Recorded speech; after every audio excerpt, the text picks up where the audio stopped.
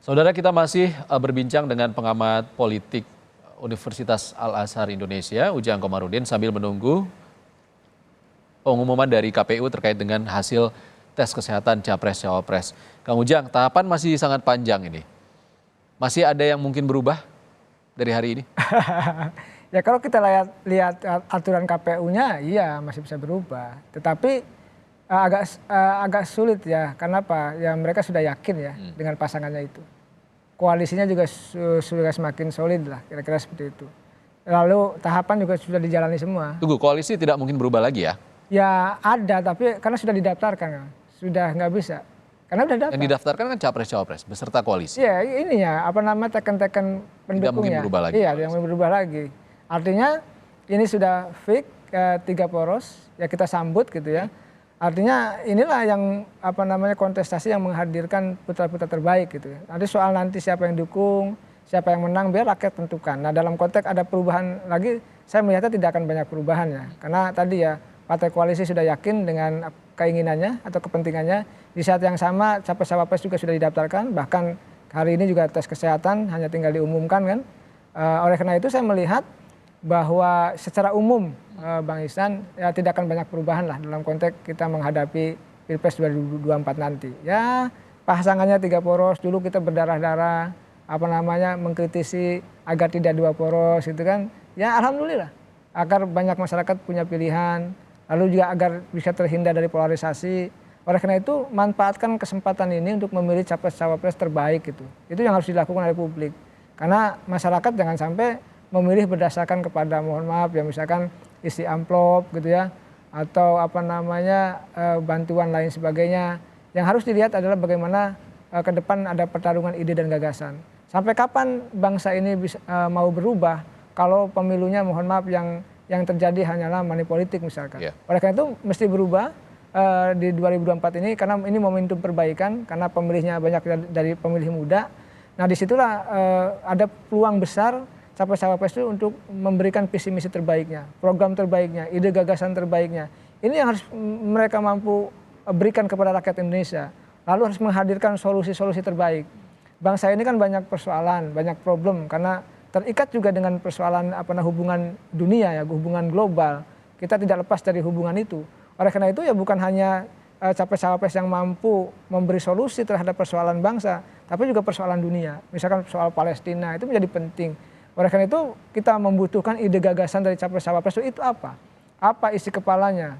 Nah, itu harus dibedah sehingga apa? Sehingga masyarakat yakin bahwa ketika memilih itu ya berdasarkan kepada rasionalitas, berdasarkan kepada visi misi, program dan ide dan gagasan itu, bukan berdasarkan isi tas gitu. Oleh karena itu ya ke depan ini tadi harapan kita semua rakyat Indonesia pemilu 2024 ini momentum perubahan. Artinya saya tidak mendukung siapa, momentum perbaikan ya, artinya perbaikan yang lebih baik. Ya entah nanti yang menang dari kubu manapun, ya itu adalah konsekuensi dari pilihan rakyat yang harus kita hormati. Entah nanti siapa yang menang di antara capres-cawapres, entah Amin, Ganjar Mahfud atau Prabowo Gibran, kita tunggu. Ini semua sedang berproses, mereka semua juga akan menjalani tadi tahapan-tahapan yang panjang.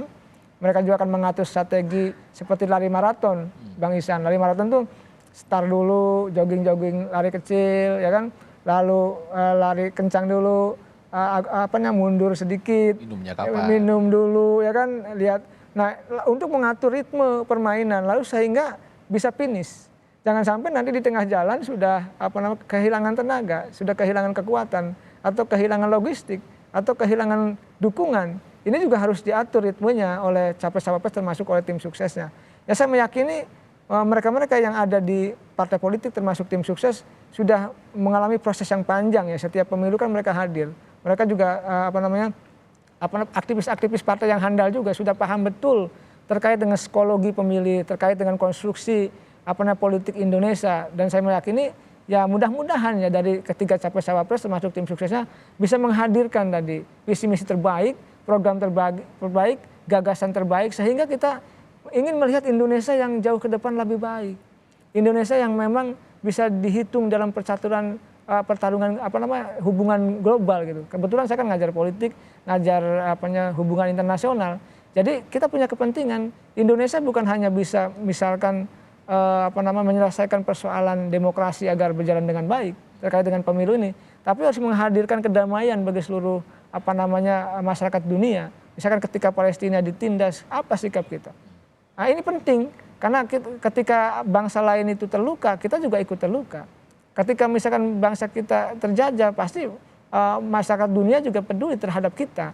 Nah oleh karena itu saya melihat ini momentum terbaik Bang Ihsan untuk tadi Capres-Cawapres menghadirkan kekuatan terbaiknya, kemampuan terbaiknya untuk bahwa masyarakat itu memang melihat Capres-Cawapres dengan nilai atau dengan value tertentu. Bukan berdasarkan pada misalkan isi tas atau isi amplop, tapi value, apa yang disampaikan, apa yang digagas, apa yang diberikan, apa yang menjadi solusi bagi rakyat Indonesia begitu. Jangan sampai dibutakan oleh amplop yang sesaat ya. Nah itu Bang, karena gini banyak Bang, di daerah misalkan, di banyak daerah saya keliling gitu ya.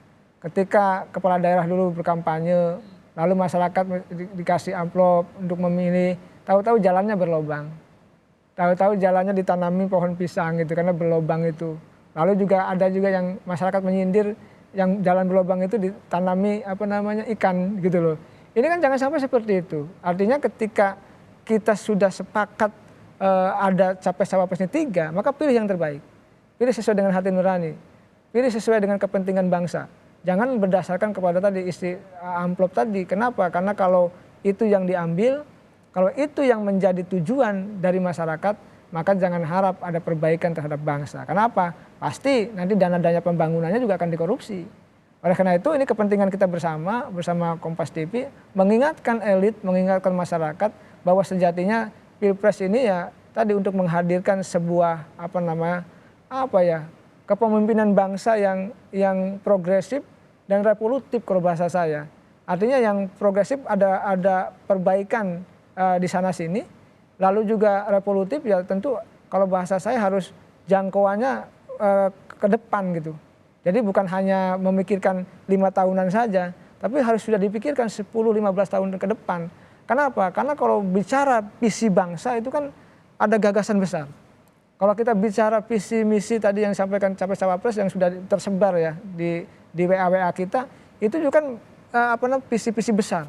Jadi jangan sampai negara besar ini tadi tidak menghadirkan sebuah pertarungan ide dan gagasan. Jadi jangan sampai juga masyarakat katanya buat apa visi misi. Jangan sampai misalkan buat apa juga program, buat apa juga misalkan ide dan gagasan. Nggak nyata kok katanya. Itu jangan sampai masyarakat melihat itu sebagai sebuah hayalan, tetapi betul-betul nyata, betul-betul hadir di tengah-tengah masyarakat. Nah ketika misalkan mereka menyampaikan visi misi ide dan gagasan itu termasuk program, maka ini harus menjadi implementatif di lapangan Bang. Karena begini masyarakat kan kadang-kadang banyak yang kecewa. Dulu katanya ketika berkampanye hadir, ketika menang lari, lalu kampanye lagi datang lagi. Ini kan harus dijawab oleh Capres-Cawapres termasuk oleh calon anggota legislatif ya. Karena pemilu kita serentak ya. Dalam konteks itu kita harus menghadirkan tadi ya ide gagasan yang terbaik. Kita merasakan 2019 belum terlalu hadir pertarungan ide dan gagasan itu. Terlalu banyak benturan, ya terlalu banyak konflik yang dihadirkan oleh Capres-Cawapres 2 pasangan ketika 2019. Nah momentum 2024 adalah momentum 3 pasang, ada pemecah gelombang, ada ketiga ya. Maka di situ pula muncul bisa hadirnya mengangkat tadi ide dan gagasan itu. Karena begini Bang, kalau ide dan gagasannya tidak diangkat, tidak menjadi narasi yang prioritas, tidak dominan dalam narasi politik kita, maka yang akan muncul ada narasi negatif. Yang akan muncul ada narasi hoax. Yang akan muncul adalah black campaign. Karena ruang narasi politik kita tidak diisi oleh ide dan gagasan. Itu, kalau ide dan gagasannya menjadi prioritas bagi Capres-Cawapres dan hadir, ya menjadi narasi Itu tugasnya apa? Siapa yang bisa melakukannya? Ya Capres-Cawapres termasuk tim sukses. Oke. Untuk tadi ya memproduksi ide dan gagasan yang hadir di narasi publik kita. Kalau ini diisi oleh pertarungan ide dan gagasan oleh ketiga Capres-Cawapres itu, maka tadi narasi hoax, narasi black campaign itu akan terminimalisir. Karena yang dominannya pertarungan ide dan gagasan. Tetapi persoalannya apakah kita sudah mampu ke sini? Saya belum yakin, tapi paling tidak 50-50 mestinya ya. Artinya narasi hoax pasti akan dibangun, tetapi narasi pertarungan ide gagasan juga harus dibangun. Saling berlomba. Kelihatannya akan berlomba, tetapi kalau kita mau membangun demokrasi yang sehat, kuat dan bermartabat terkait dengan pemilu ini, maka tadi prioritas untuk mengusung lalu memunculkan pertarungan ide dan gagasan harus menjadi prioritas. Oke. Karena untuk mengimbangi tadi ini agar tidak dominan begitu. Oke, Kang Ujang, kita masih menantikan hasil tes kesehatan 3 pasangan bakal capres cawapres. Saat ini Anda menyaksikan visual terkini dari Komisi Pemilihan Umum di Menteng, Jakarta Pusat. Sesaat lagi KPU akan mengumumkan hasil tes kesehatan yang sudah dilalui 3 pasangan bakal calon presiden dan bakal calon wakil presiden. Saudara, breaking news akan kami jeda sejenak.